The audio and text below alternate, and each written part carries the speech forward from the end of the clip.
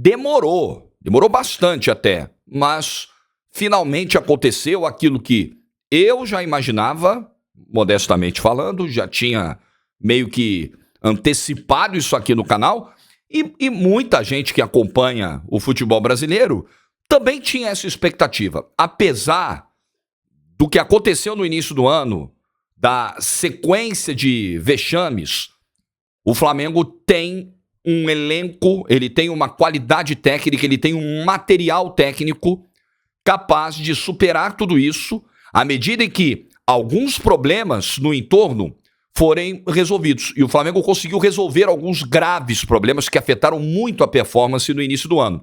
Então, 7 vitórias nos últimos 8 jogos, isso não é por acaso. Esse número não é um número de sorte. Não é. O Flamengo construiu isso e a base do quê? É isso que a gente vai abordar no vídeo. Tá tudo perfeito então. Lá vem o Jorge dizer que o Flamengo vai ser campeão de tudo daqui pro fim do ano. Não é isso. Não distorçam, por favor. Vocês vão ver onde eu vou chegar no vídeo. Like no vídeo, se inscreve no canal, ativa o sininho, vem com a gente nesse super domingo. E olha, no Telegram, o link tá lá na descrição do vídeo. A gente tem um outro espaço para trocar ideias. Entra lá, tô te esperando lá. Estamos quase batendo mil inscritos lá nesse canal no Telegram. Pô, comecinho, a gente chegar nessa marca é bem importante, vai ser bem legal. Então, conto com a sua ajuda, entra lá, tá bom?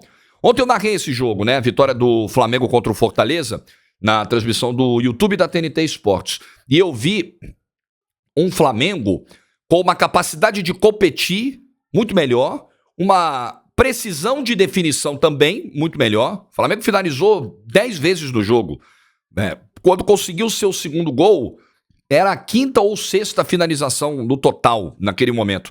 Então aquilo que o Sampaoli pregava muito no início do ano, precisamos de contundência, está faltando contundência. Me parecia que era muito mais esse aspecto do ajuste fino ali da taxa de conversão, né? De você voltar a ter o Gabigol numa fase muito legal, aliás, se tornando ontem o 7º maior artilheiro da história do Flamengo, com 150 gols. Nós estamos falando de um dos maiores ídolos de todos os tempos do Clube de Regatas do Flamengo. Isso é absolutamente indiscutível. Eu sei que existe uma dificuldade quando a gente está no presente, analisando uma figura do presente que ainda está fazendo uma construção da sua trajetória.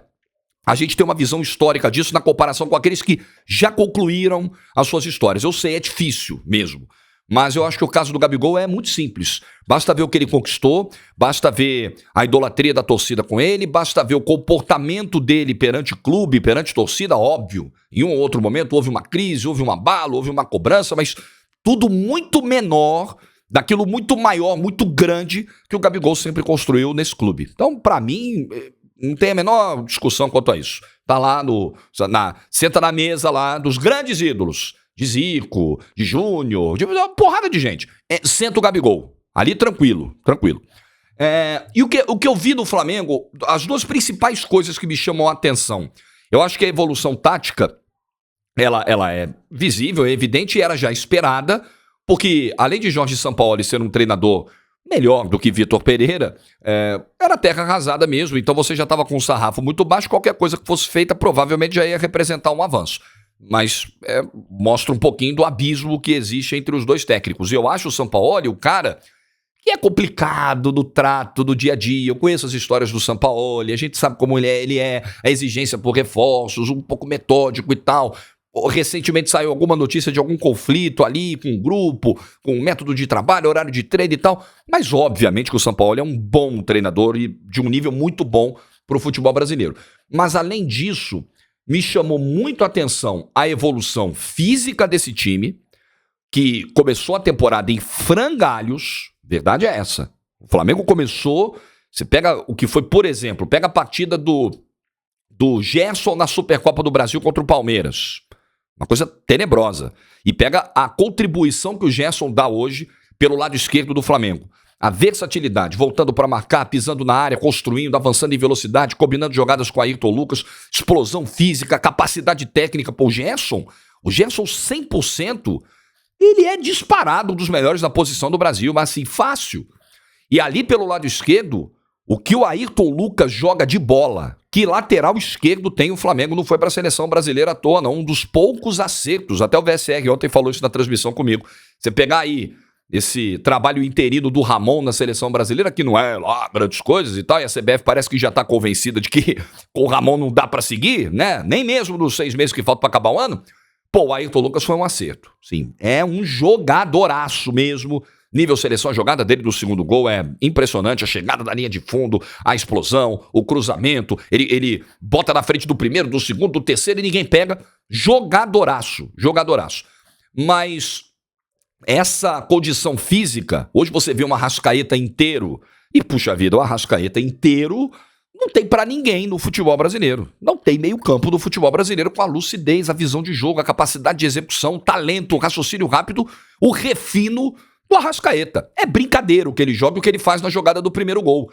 Ele tinha até, depois do que o Wesley bate o lateral, ele tinha até a opção de uma jogada mais simples, mais óbvia, com o Everton Ribeiro, mas ele é um cara que foge do óbvio. E ele manda um 3 dedos pro Gabigol, que é brincadeira dentro da área, e sai o primeiro gol do Flamengo, depois do Matheus Cunha pegar um pênalti. E a gente vai falar dessa questão do goleiro também, porque o Rossi ontem pisou no gramado do Maracanã, né, tá fechando com o Flamengo. O Matheus Cunha tá segurando bem a onda e não foi fácil, porque ele chega no momento em que o titular da posição tá muito criticado. Então a pressão em cima dele, para fazer mais do que o Santos vinha fazendo, era uma pressão grande para o menino. Ontem ele pegou o primeiro pênalti da carreira e ele vem tendo atuações sólidas. A atuação dele no jogo de ontem foi muito tranquila. E eu não sei se o Rossi vai chegar e vai ser imediatamente o titular. Até pela questão do jogo com o pé que ele não tem e o Sampaoli costuma exigir muito. A única coisa que me parece clara nesse momento na disputa do gol do Flamengo é que o Santos virou terceiro goleiro. O Matheus Cunha se firmou como titular e o Rossi acho que chega para brigar por isso.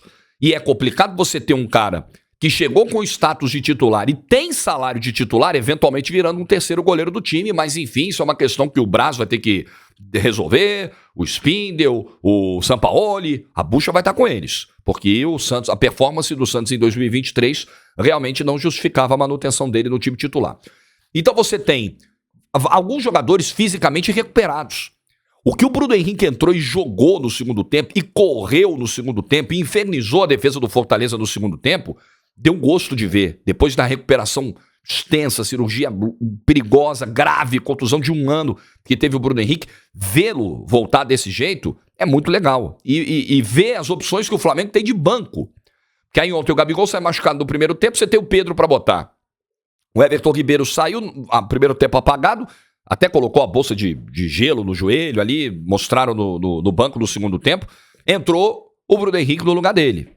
Essas são as opções de banco que o Flamengo tem. O Vitor Hugo entrou e entrou bem no jogo, no decorrer do segundo tempo. Entrou o Felipe Luiz no final, a gente imaginava que ia sair o Ayrton Lucas, mas ele tirou o Thiago Maia e o Felipe Luiz ficou flutuando no meio campo, assim, tranquilo. Então é um Flamengo que tem banco, é um Flamengo que melhorou fisicamente e essa melhora física levou também a uma melhora individual. Você tem tabela saindo, você tem um jogo mais fluido, você tem jogadas de aproximação com os volantes, você tem os laterais, especialmente o Ayrton Lucas, avançando com muito fôlego para a linha de fundo, então a coisa melhorou muito. O que tem ainda de preocupante? Se é que tem, Jorge, eu acho que o desempenho defensivo ainda é uma questão. O Flamengo ontem permitiu 15 finalizações ao Fortaleza, e olha que o Fortaleza ele não foi para o jogo com uma postura de agredir. Ele conseguiu o pênalti no primeiro tempo, que o Thiago Maia cometeu do Lutero, numa jogada esporádica, no primeiro avanço dele pro ataque aos 10 minutos. O período em que o Fortaleza, de fato, deu uma encurralada do Flamengo, avançou um pouquinho, foi ali nos 10 minutos finais do primeiro tempo. O Davi Luiz, registre-se, entrou ontem no lugar do Léo Pereira machucado e entrou muito bem, cortando todas, por baixo principalmente, pelo alto também, dando as aventuradas dele no ataque, mas entrou bem o Davi Luiz. Acho que ainda falta permitir menos chegadas ao adversário, né? E isso começa com essa retenção de bola lá na frente, claro, mas passa também pelo papel dos jogadores do setor defensivo. Mas olha, evidentemente que isso é uma questão, mas o ataque está segurando a onda, o ataque está resolvendo. Do meio para frente, o Flamengo voltou a ter as suas peças se entendendo muito bem. E isso só comprova de que um elenco desse quilate vai brigar pelo título brasileiro. Só se ele for muito mal conduzido, né? Só se... Enfim, e o aspecto físico, o déficit físico que era claríssimo no início do ano, ele foi reflexo de uma má condução do período de férias concedido em 2022, do tempo ideal para a volta aos trabalhos em 2023, de uma mudança de comissão técnica e tudo mais, a gente sabe, né? Nem preciso ficar voltando nesse assunto. Mas as coisas nos trilhos, o Flamengo parando de cometer os erros que vinha cometendo, com esse elenco que tem, nossa, não dá para descartar de nada. Nesse momento é que o Botafogo ainda vai jogar na rodada. Mas nesse momento ele está a 5 pontos do líder do campeonato, gente. E olha que o Flamengo começou o campeonato claudicante, olha que recentemente tomou 4-0 do Red Bull Bragantino e tal, mas ele tá vivo. Ele tá nas oitavas da Libertadores, ele tá nas quartas da Copa do Brasil, ele tem um baita de um time e voltou a jogar um futebol muito interessante. Então, vamos ver se o líder continua com esse fôlego, vamos ver como o Palmeiras do Abel Ferreira vai administrar as competições, se ele vai focar muito no mata-mata, me parece que é um caminho. Vamos ver se esse Atlético Mineiro finalmente engrena, porque tá difícil. Vamos ver esse Grêmio do Soares, que tá ali também junto com o Flamengo perseguindo o líder, tá fazendo um bom campeonato. Mas vamos ver esse Flamengo. O Flamengo nunca, mesmo na crise, estou tranquilo porque disse isso, mesmo na crise dos piores momentos de 2023, eu jamais teria descartado o Flamengo de qualquer briga por título. E o desempenho agora, à altura dessa 13ª rodada, comprova que essa é a tese correta. O que você acha? Flamengo chega aonde nessa temporada? Você que é rubro-negro e rubro-negra, tá empolgado aí com o futebol que o time tá mostrando? Deixa nos comentários aí. Não esquece do like se você ficou até o fim do vídeo. Não esquece também de chegar lá no meu canal do Telegram, link tá na descrição. Bom domingo pra todo mundo. Vejo você hoje na TNT, às 3h40 da tarde, Atlético Paranaense e Palmeiras. Vou narrar o jogo com imagens, um jogaço. 3h40 hoje na TNT, Arena da Baixada. Agora é Liga Arena. Venderam lá os naming rights. Tchau.